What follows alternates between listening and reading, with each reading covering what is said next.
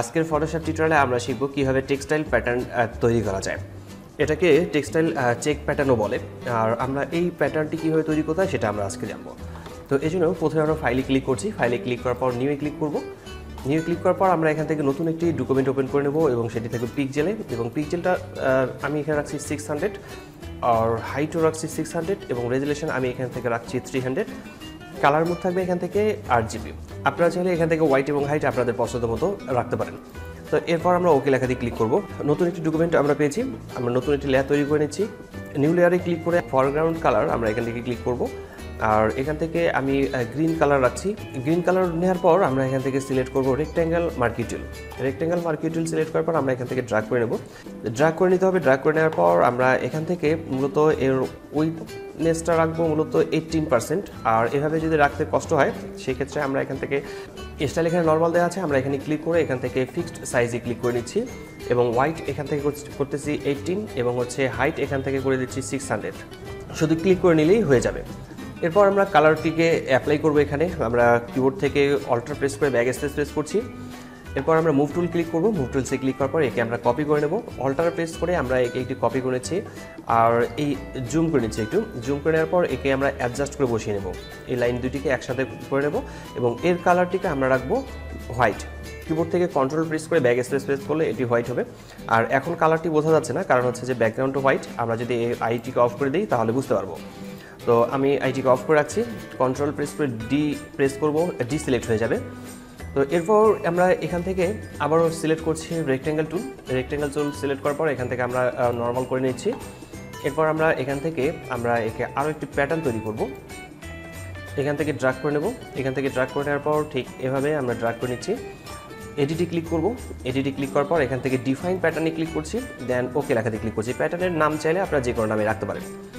তো এরপর এই জায়গাতে কন্ট্রোল প্রেস করে ডিসিলেক্ট করে নেব। তো আমরা এই প্যাটার্নটিকে এখন ডিলিট করব। সবগুলোকেই সিলেক্ট করে নেব। কন্ট্রোল এ প্রেস করলে সবগুলোই সিলেক্ট হয়ে যাবে। কিবোর্ড থেকে ডিলিট প্রেস করে আমরা ডিলিট করে নেব। তো যে প্যাটার্নটি আমরা তৈরি করেছিলাম সেটাকে আমরা এখানে অ্যাপ্লাই করতে চাচ্ছি। এডিটে ক্লিক করব। এরপর ফিল লেখাতে ক্লিক করছি। কন্টেন্ট এবার এখানে রাখা আছে, আমরা এখানে ক্লিক করার পর প্যাটার্নে ক্লিক করব, এবং কাস্টম প্যাটার্নে এখানে ক্লিক করে আমরা যে প্যাটার্নটি তৈরি করেছিলাম সেই প্যাটার্নটি সিলেক্ট করে ওকে লেখাতে ক্লিক করলে ওই প্যাটার্নটি এখানে অ্যাপ্লাই হয়ে যাবে। কন্ট্রোল প্রেস করে ডিসিলেক্ট করে নেব। ডিসিলেক্ট করে নেওয়ার পর এই লেয়ারটিকে একটি কপি করে নেব। কন্ট্রোল প্রেস করে জে প্রেস করলে এটি কপি হয়ে যাবে। কন্ট্রোল প্রেস করে টি প্রেস করলে এটি সিলেক্ট হবে। এরপর আমরা একে রাউন্ড করে ঘুরিয়ে নেব, এবং শিফট কি প্রেস করলে এটা সোজা হয়ে যাবে। এরপর চেক মার্কে ক্লিক করছি। তো আমরা আবারও নতুন একটি লেয়ার তৈরি করে নিচ্ছি। নতুন একটি লেয়ার তৈরি করার পর জুম করে নেব। জুম করে নেওয়ার পর আমরা এবার ছোট করে এখানে মার্কি টুল সিলেক্ট করছি। মার্কি টুল সিলেক্ট করার পর আমরা এর কালারটিকে আমরা এখান থেকে ব্ল্যাক অ্যান্ড হোয়াইট রাখছি। তো এখানে আমরা ছোট করে একে ড্র্যাগ করে নিচ্ছি। এর কালারটিকে আমরা রাখবো ব্ল্যাক। আবার এটাকে অল্টার প্রেস করে কপি করে নিচ্ছি। একে কপি করে নিচের দিকে এখানে রাখবো। এরপর আবারও এটাকে কপি করার পর উপরের দিকে রাখবো, এবং এর কালারটিকে রাখবো আমরা হোয়াইট। আমরা এখান থেকে কন্ট্রোল প্রেস করে ব্যাক স্পেস প্রেস করলে এটা হোয়াইট হয়ে যাবে। এবার আমরা এখানেও রাখছি। তো এই কয়েকটিকে মূলত আমরা সিলেকশন থাকা অবস্থাতে এই কাজটি করেছি, কারণ হচ্ছে যে সিলেকশনটা যদি উঠে যায় তাহলে এটা আলাদা আলাদা লেয়ার তৈরি হইতো। সেই ক্ষেত্রে আমরা এখানে সিলেকশনটা রেখেই মূলত এই কাজটি করেছিলাম। কন্ট্রোল প্রেস করে ডি প্রেস করে ডিসিলেক্ট করে নেব, এবং কিবোর্ড থেকে কন্ট্রোল প্রেস করে এই জায়গায় ক্লিক করলে এটি সিলেক্ট হয়ে যাবে। আবারও এডিটে ক্লিক করছি। এডিটে ক্লিক করার পর আমরা এখান থেকে ডিফাইন প্যাটার্নে ক্লিক করব। এরপর প্যাটার্নের নাম চাইলে সিলেক্ট করতে পারি, আমি এই নামে রাখছি, দেন ওকে। তো এটির প্রয়োজন নেই। কিবোর্ড থেকে ব্যাক স্পেস অথবা ডিলিট প্রেস করে আমরা এটাকে রিমুভ করে দিচ্ছি। কন্ট্রোল ডি প্রেস করে ডিসিলেক্ট করে নেব, এবং এই লেয়ারটির প্রয়োজন নেই, এই লেয়ারটিকে আমরা ডিলিট করে দিচ্ছি। আমরা এটাকে ছোট করে নিচ্ছি একটু।